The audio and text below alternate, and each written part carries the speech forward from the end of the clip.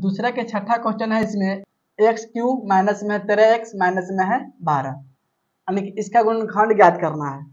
यहाँ पे लिख लेंगे हल। क्वेश्चन है 6 नंबर। इसमें लिखेंगे माना कि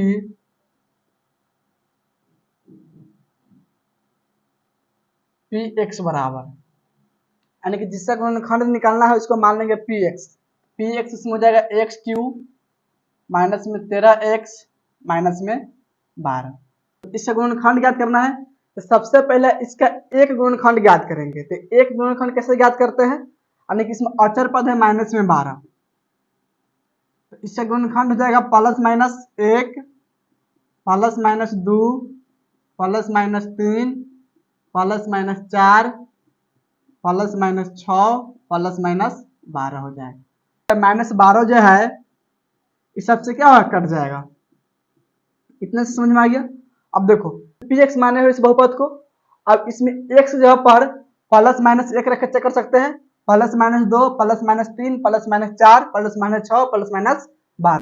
इसमें एक्स जगह पर प्लस 1 माइनस 1 प्लस 2 या माइनस 2 प्लस 3 या माइनस 3, इस तरह इसको रख के यहाँ पे चेक करेंगे। यानी जिसको रखने पे 0 आ गया, जैसे मान लीजिए प्लस 1 रखने पे 0 आ गया, इसका एक गुणनखंड हो जाएगा x माइनस 1, यानी कि प्लस 1 रखने पे 0 आ जाएगा तो इसका गुणनखंड हो जाएगा x माइनस 1, या माइनस 1 रखने पे 0 आ जाएगा तो इसका गुणनखंड हो जाएगा x प्लस 1 हो जाएगा। इसी तरह प्लस 2 के लिए हो जाएगा x माइनस 2, माइनस 2 के लिए हो जाएगा x प्लस 2।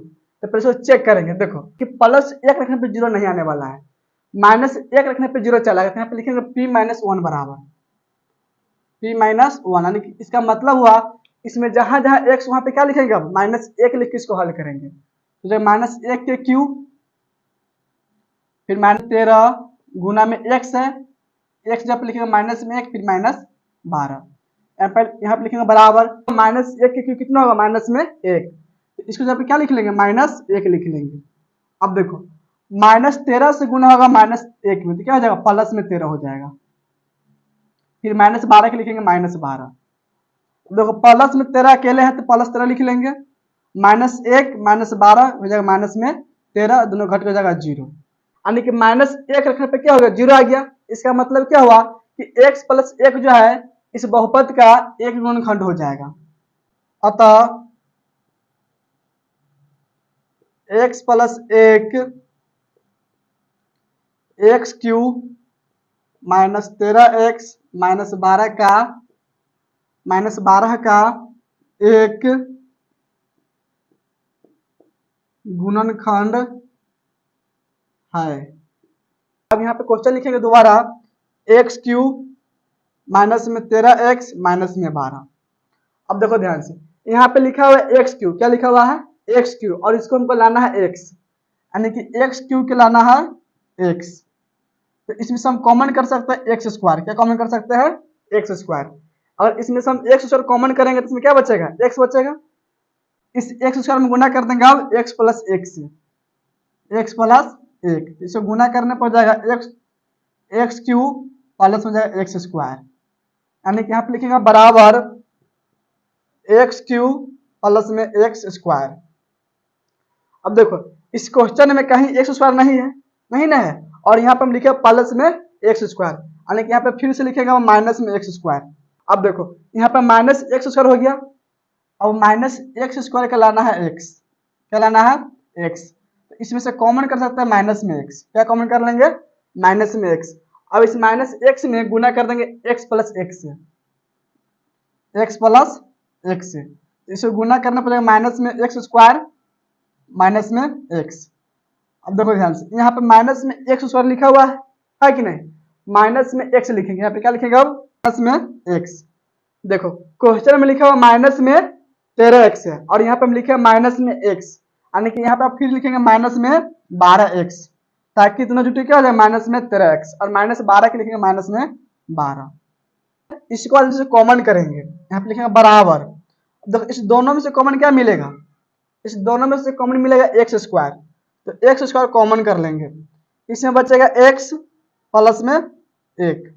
देखो इस दोनों में से कॉमन मिलेगा माइनस में x, तो माइनस x कॉमन करेंगे, इसमें बचेगा x प्लस में 1, माइनस कॉमन करने का मतलब होता है चिन्ह चेंज होगा।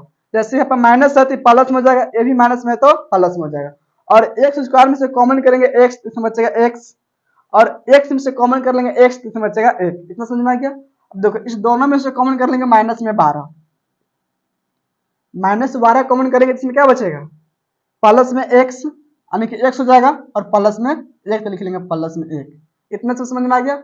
अब इस तीनों में से कॉमन क्या मिलेगा, इस तीनों में देखो x प्लस एक इसमें भी है, x प्लस एक इसमें भी है, और x प्लस एक इसमें भी है, यानी कि तीनों में से कॉमन कर लेंगे x प्लस एक। यहाँ पे लिखेंगे बराबर x प्लस एक कॉमन कर लेंगे। अब देखो इसमें से x प्लस एक कॉमन करेंगे तो इसमें क्या बचेगा एक्स स्क्वायर, यहाँ पे लिख लेंगे एक्स स्क्वायर। इसमें बचेगा माइनस में x, यहाँ पे लिखेंगे माइनस में x, और इसमें बचेगा माइनस में 12, यहाँ पे लिखेंगे माइनस में 12।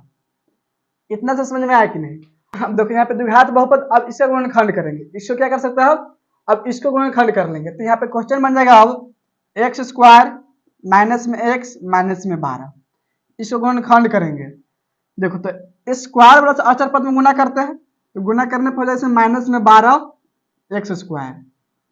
अब देखो इसका मध्यम पद है माइनस में एक्स, तो इसको लिखना है दो भागों में, माइनस एक्स को लिखना है दो भागों में, जोड़ने घटाने पर माइनस में एक्स आना चाहिए, और उसी दोनों में गुना करने पर माइनस में 12 एक्स स्क्वायर भी आना चाहिए। तो देखो इसको हम लिख सकते हैं माइनस में 4 एक्स प्लस में 3 एक्स, ये दोनों घट हो जाएगा माइनस में एगो एक्स, और इस दोनों को गुना करने पर जाएगा माइनस में 12 एक्स स्क्वायर। तो यहाँ पे लिखेंगे बराबर एक्स स्क्वायर का लिख लेंगे एक्स स्क्वायर, यानी कि यहाँ पे माइनस एक्स है, तो इसको जब क्या लिखेंगे अब माइनस में 4 एक्स प्लस में 3 एक्स माइनस में 12।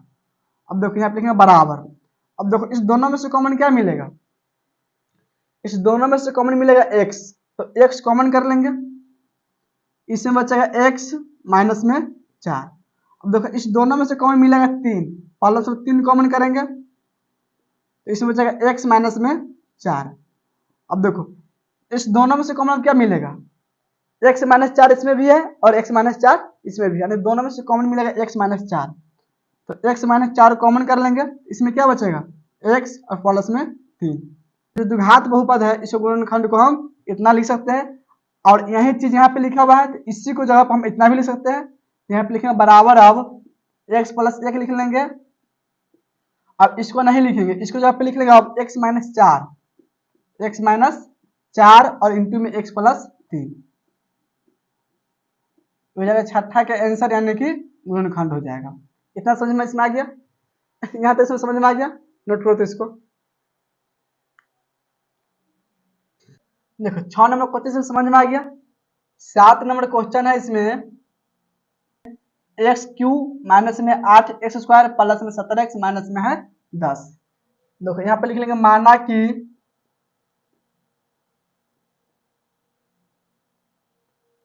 पी एक्स बराबर है, अनेक दिशा गुणनखंड निकालना है, इसको मान लेंगे पी एक्स, इसको मान लेंगे पी एक्स है, तो पी एक्स बराबर यहाँ पे लिख लेंगे एक्स क्यू माइनस में 8 एक्स स्क्वायर प्लस में 17 एक्स और माइनस में 10।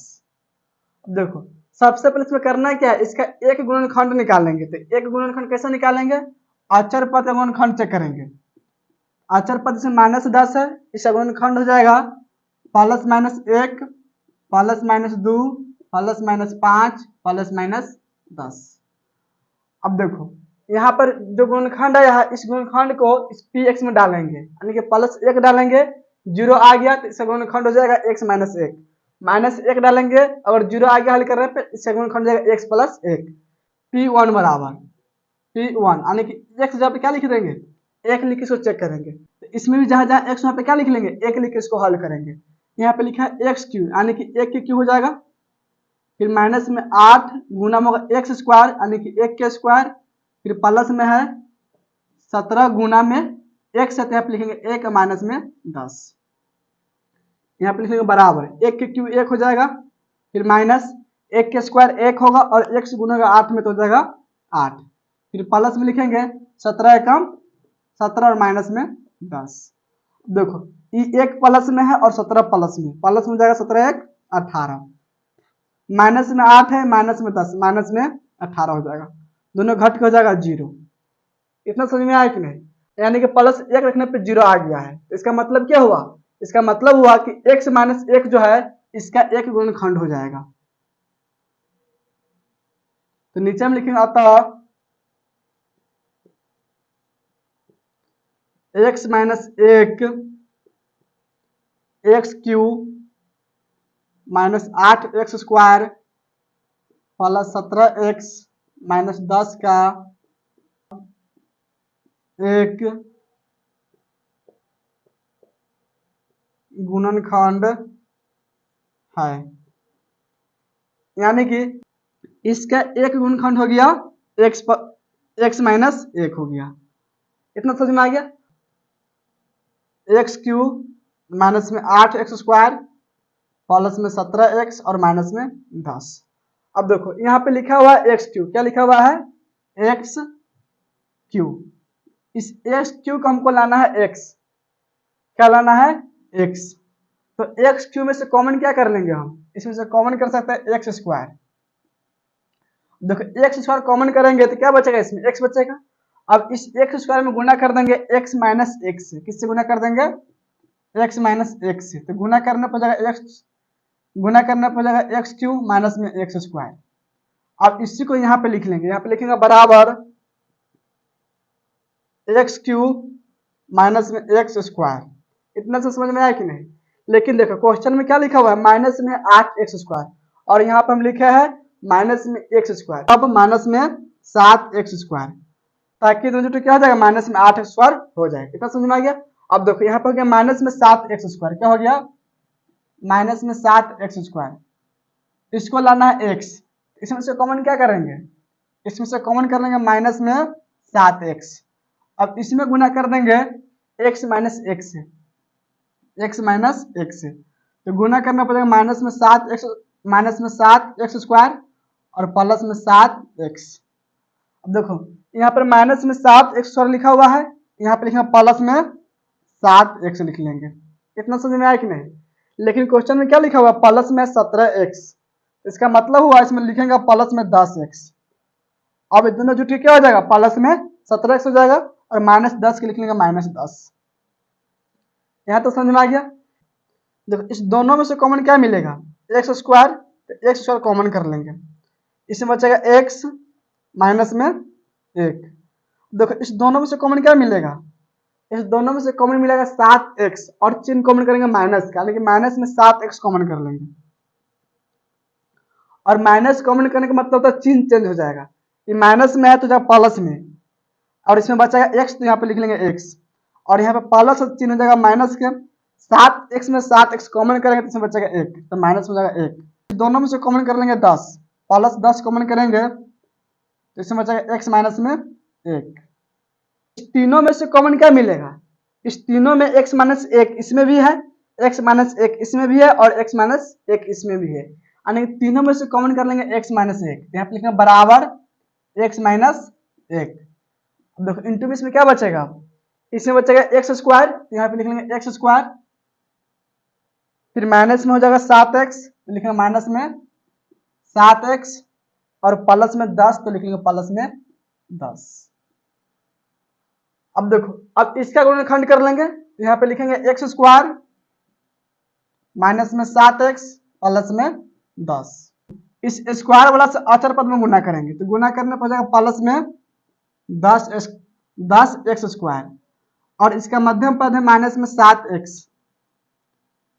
इसको दो भागों में बांटना है, यानी कि दो भागों में लिखेंगे, जोड़ने या घटाने पर माइनस में 7x आना चाहिए, और उसी दोनों गुना करने पर प्लस में 10x स्क्वायर आना चाहिए। तो इसको हम लिख सकते हैं माइनस में 2x माइनस में 5x।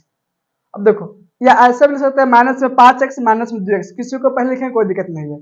अब देखो इस दोनों को जोड़ने पे क्या हो जाएगा? माइनस में 7x, और इस दोनों गुना करने पे क्या हो जाएगा? प्लस में 10x स्क्वायर। तो यहाँ पे लिखेंगे बराबर एक्स स्क्वायर, अब माइनस 7x जहाँ पे क्या लिख लेंगे?